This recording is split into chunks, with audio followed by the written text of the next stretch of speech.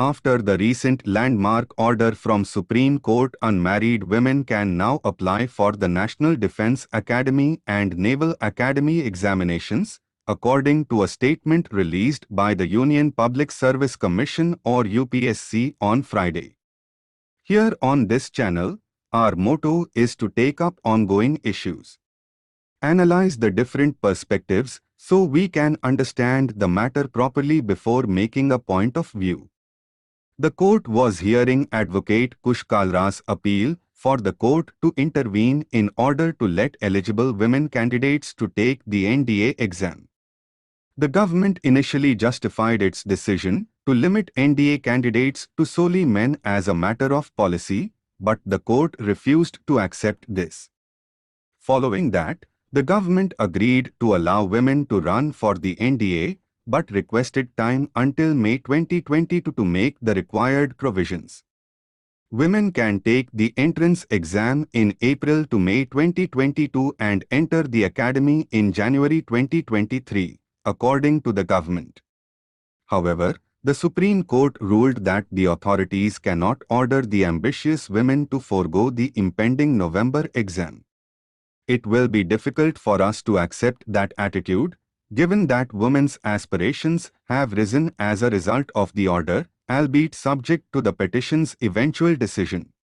As a result, we do not wish to effectively vacate the ruling that has been passed, the bench stated in its order. It is a long-standing debate that should women be in combat? Let's analyze the pros and cons. Pros. Demonstrate female combat skills. Gender approval isn't required for ability.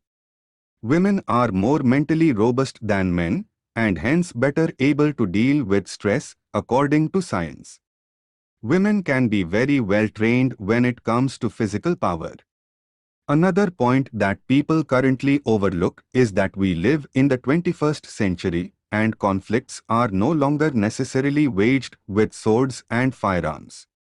There is technology, and a woman who is technologically capable is just as excellent as a male officer. What men do, women do better. The military and other government branches are only now realizing that being a man does not automatically make a soldier superior.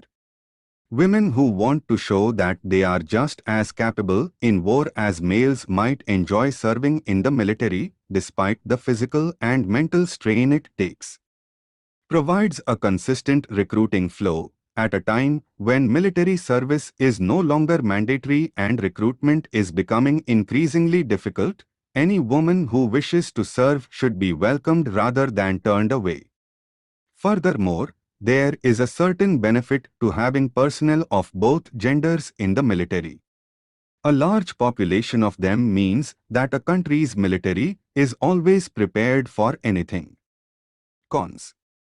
Lacks physical strength. Women are unable to fight due to their physical limitations.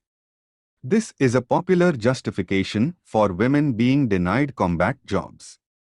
Women cannot gain the physical strength and fitness required for combat positions. Ethical issues.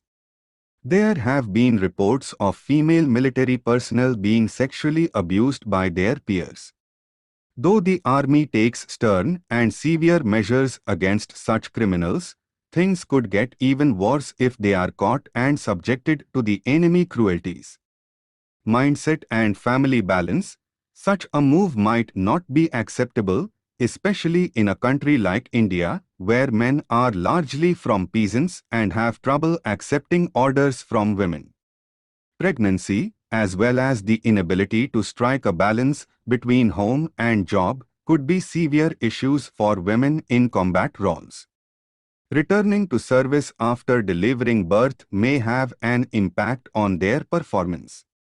The Supreme Court, in a landmark step toward gender equality, allowed eligible women to sit the exam for entrance to the National Defense Academy on 18 August. On February, in another judgment, Supreme Court ruled that women officers will be eligible for leadership positions in the Army. It stated that the government's policy decision in 2019 to issue permanent commissions to female army officers would apply to all female officers, including those who had served for 14 years.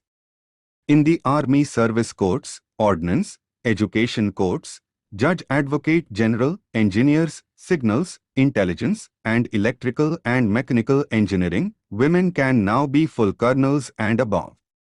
Women could now be Engineer-in-Chief of the Indian Army, Army Intelligence Chief, and Head of Signals, among other positions. As doctors in the military, women have already advanced to the level of General Air Marshal Admiral. Women's service in the Indian Army began in 1888 with the formation of the Indian Military Nursing Service during the British Raj, but it wasn't until 1992 that the organization opened its doors and began inducting women into non-medical roles. Women were also given additional combat air force duties as fighter pilots in 2015.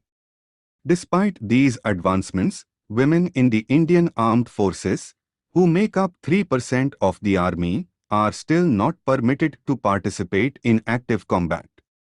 In today's world, women work side by side with men in almost every profession. In the realm of defense, growth was modest, but in the right direction.